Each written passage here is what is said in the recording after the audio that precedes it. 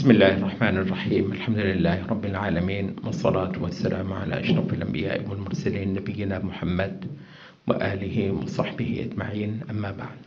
اپنے اس سیریز کا تسلسل ایک طرح سے آج منقطع کر کے ایک بہت ہی ریلیونٹ بات کرنا چاہیں گے۔ اس پر وقتاً فوقتاً ہمیں سوال بھی موصول ہوتے رہے ہیں اور ویسے ہی نوجوانوں کی باتوں سے ہم نے ایکسٹریکٹ کیے ہیں کچھ کنسرنس ان کے، اور مضمون تو ہمارا ویسے یہی ہے، لیکن اس حوالے سے ایک بہت ہی بنیادی سی چیز آج ہم آپ کے سامنے رکھ رہے ہیں، اور وہ کتاب سے ہٹ کر ہے۔ جو بالعموم جو ایک چیز سامنے آ رہی ہے وہ یہ ہے کہ یہ جو قلوب سے متعلقہ بات ہے، ایمان کو سیکھنے اور ایمان کے اندر گہرا اترنے کی یہ جو باتیں ہیں ساری، اچھا یہ بھی فلسفہ بنتی جا رہی ہیں کہ جناب آپ یہ جو کہہ رہے ہیں ٹھیک ہے وہ تو ہے، لیکن اس پر عمل کی کوئی صورت بنتی نہیں ہے۔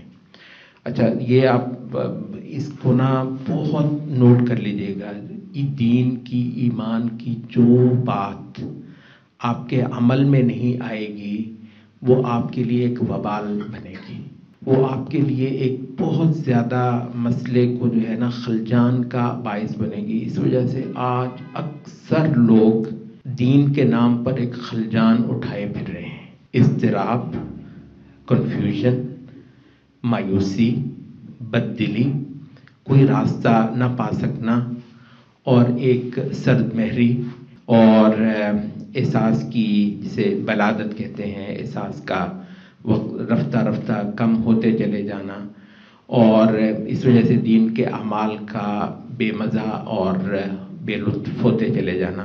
اچھا یہ ایک بہت ہی کامن فینومینا ہے جو اس وقت ہے، باوجود اس کے کہ ماشاءاللہ کوشش بہت ہوتی ہے کہ لوگ سیکھیں اور سکھائیں۔ دیکھیے اس کا جو موٹی بات ہے، اور بلا شبہ ہم یہ جتنی باتیں کر رہے ہیں اور کرتے رہیں گے وہ بھی آپ کے لیے بالآخر فلسفہ ہی بنتی چلی جائے گی، اور فلسفہ کسی چیز کا علاج نہیں ہوتا، کسی چیز کے لیے فائدہ مند نہیں ہوتا، بلکہ الٹا اس کے منفی اثرات جو ہے وہ زیادہ ہوتے ہیں۔ تو مسئلہ کہاں ہے اور مسئلہ ہم حل کیسے کریں گے؟ اچھا ایک فرض ہے وہ ہے جماعت، دین کے اندر جماعت بننا۔ اچھا مریم ایک خاتون ہے، ان کو کہا جا رہا ہے کہ یا مریم اسجدی لربک، یا مریم اقنتی لربک واسجدی وارکعی مع الراکعین، رکوع کر اے مریم رکوع کرنے والوں کے ساتھ مل کر۔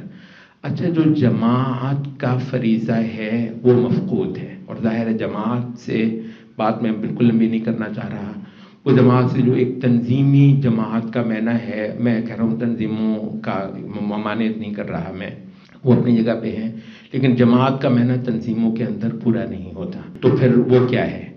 اچھا دینی عمل میں ساتھ ڈھونڈنا، دینی پیش قدمی میں اللہ کی طرف بڑھنے میں ساتھ ڈھونڈنا، وہ جو مشہور حدیث ہے 99 قتل والی، پھر 100واں اس نے قتل کر دیا، اس کے جو کام کی بات کہی ہے وہ یہ ہے کہ یہ بستی چھوڑ کر اس بستی میں صالحین بستے ہیں، فاعبد اللہ معہم، ان کے ساتھ مل کر اللہ کی عبادت کر۔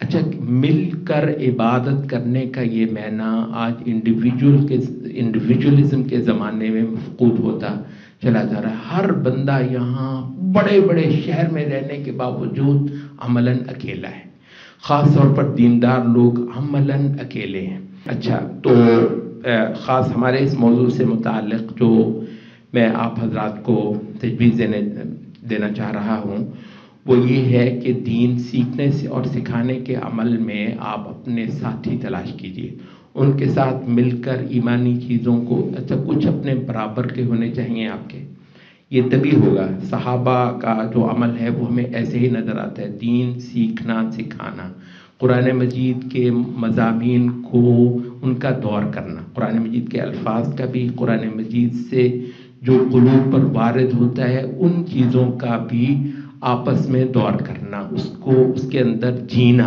جسے کہتے ہیں نا لیو کرنا اس کے اندر۔ اچھا اس عمل میں آپ کو 3 چیزوں کی ضرورت ہے۔ ایک یہ ہے کہ کوئی نہ کوئی آپ کا شیخ ہونا چاہیے، ٹھیک ہے، کہ میں پورے دینی عمل کی بات اس وقت نہیں کر رہا، اس کے لیے میرے پاس جو بڑا سادہ سا حل ہے وہ ہے سیگمنٹیشن. جہاد کو کا اللہ نے آپ کو شوق دیا، کوئی ایسا حلقہ دیکھ لیجئے جس میں آپ فریضہ جہاد پر جتنا کتنا پورا اتر سکتے ہیں وہ کر لیں. دین سیکھنے سکھانے کے حوالے سے ہو سکتا ہے کہ وہ بہت فائدہ مند نہ ہو، اس کے لیے کوئی اور سرکل آپ ڈھونڈ لیجئے. اچھا، معاشرے کے اندر امر بالمعروف اور نہی عن المنکر کا جو فریضہ ہے اس کے لیے کوئی اور سرکل آپ دیکھ لیجئے. اس کے علاوہ کوئی اور جو بھی کوئی فریضے ہو سکتے ہیں، یہ الحاد کے ساتھ آپ کی ایک جنگ ہے نظریاتی سماجی، اس کے لیے اگر آپ کو سرکل ڈھونڈ سکتے ہو تو وہ ڈھونڈنا چاہیے. لیکن ان میں سارے فریضوں کی بات نہیں کر رہا، بڑا اسپیسیفک موضوع ہے ہمارا، وہ ہے ایمان کے اندر گہرا اترنا، قرآن مجید کا لمس لینا، قرآن مجید کو اپنے قلب پر وارد کروانا.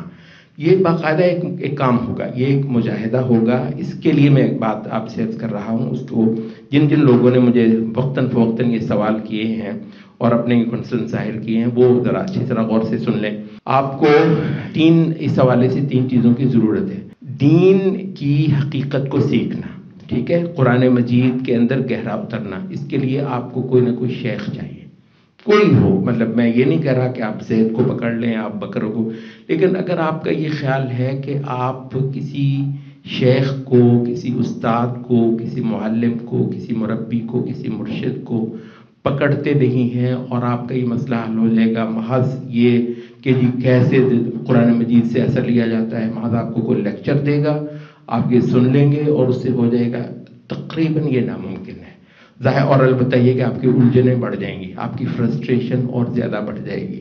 ٹھیک ہے، تو پہلی چیز یہ ہے کہ آپ کا کوئی نہ کوئی مرشد ہونا چاہیے، کوئی نہ کوئی معلم، کوئی نہ کوئی مربی لازماً ہونا چاہیے. اس میں بندے کو آئیڈیلسٹ بھی نہیں ہونا چاہیے کہ جی لازماً میرے لیے تو مصعب ابن عمیر ہی آئیں تو مجھے قرآن مجید پڑھائیں، ٹھیک ہے، عبداللہ ابن مسعود ہی کوئی آئے تو کہاں سے ملے گا. تو لیکن یہ ہے کہ اچھے سے اچھی کی تلاش ہونا بھی چاہیے، اور یہ قرآن مجید کے قلبی وجدانی پہلوؤں کے حوالے سے آپ کو کوئی استاد مرشد لازماً دیکھنا. اور وہ اس کے بارے میں اور تھوڑی سی وضاحت کر دوں. اچھا، یہ جو ہے نا کہ قرآنی مجالس، یہ ہوا گھڑی دیکھ کے آپ پہنچے جی اتنے بجے درس ہے شیخ کا، پہنچے آپ، اچھا وہ بیٹھے مجلس میں، ٹائم ہو گیا تو آپ نے موٹر سائیکل اسٹارٹ کی، گوں آپ ماشاءاللہ یہ گئے، یہ جا وہ جا، آپ ہو گئے. یہ نہیں ہے، بلکہ ہمارے سلف کہتے کہ ہاں جو طریقہ چلا آ رہا ہے وہ یہ ہے کہ جب تک استاد آپ سے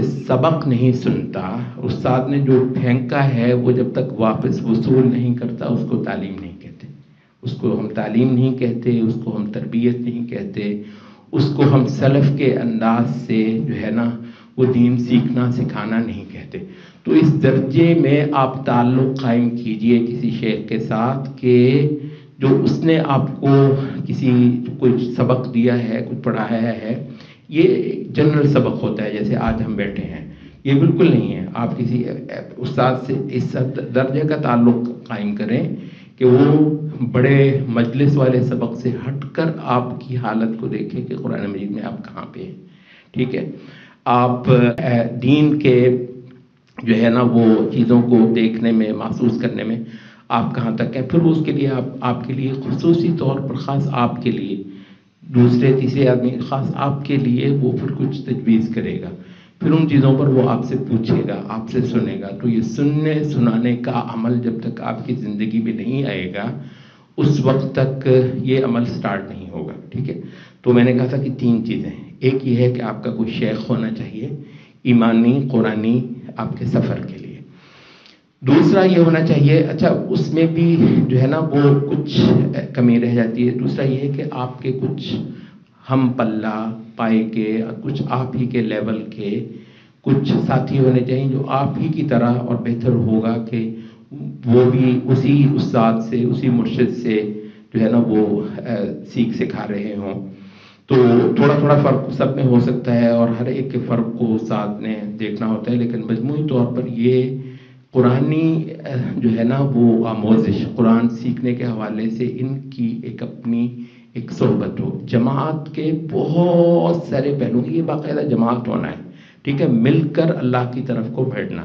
تو سیکھنے سکھانے کے عمل میں آپ کو کوئی دوست ساتھی آپ کے برابر کے چاہیے جن کے ساتھ آپ کا ایکسچینج جو ہے نا آف فیلنگز ویوز وغیرہ وہ ایک تسلسل کے ساتھ ہوتا رہے. تو دو چیزیں ہیں.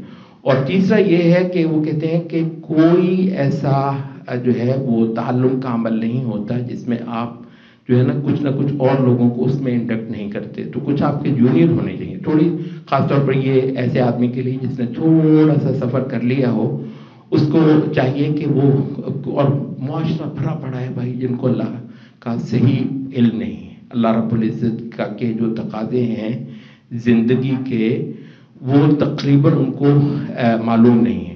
اچھا تو وہ یہ ہے کہ پھر ہر آدمی کو 2-4 اپنے سے کم جو سمجھنے والے کم علم والے لوگ ہیں ان کو اپنے استاد کی رہنمائی میں رہتے ہوئے اپنے کولیگز کے ساتھ جو ہے وہ سیکھنے سکھانے صلاح مشورے کے عمل میں رہتے ہوئے کچھ لوگوں کو وہ جو ہے نا وہ سکھا بھی رہا ہو. اچھا جو آپ سیکھتے ہیں وہ آپ کسی کو سکھاتے ہیں. بہت سارے لوگوں کو ماشاءاللہ وہ استاد کے پاس کچھ سیکھتے ہیں، اپنی بہنوں کو جا کر بتاتے ہیں، اپنی بیوی کو کچھ نہ کچھ وہ جا کر بتا رہے ہوتے ہیں. یہ ہے وہ جو میں کہہ رہا ہوں کہ جو آپ نے یہ قرآن مجید میں کہ وہ تواصوا بالحق، تو حق کی تواصی کرنا، تو جو آپ نے پڑھا ہے وہ اوروں کو بتانا سکھانا. تو اس لحاظ سے آپ کچھ لوگوں کو ٹریک پہ چڑھاتے ہیں. یہ بھی ہو سکتا ہے کہ بعد میں وہ آپ کے برابر کا ہو جائے، یہ بھی ہو سکتا ہے اللہ نے اس کے صلاحیت دی ہے وہ آپ سے بڑھ بھی جائے. تو یہ 3 چیزیں ہیں، اور یہ دینی عمل کے سیکھنے سکھانے کے حوالے سے جماعت کا معنی اس کے اندر آتا ہے. اچھا اس معنی میں آپ نے اندازہ کیا ہوگا کہ اکثر لوگوں کی زندگی میں جماعت مفقود ہے.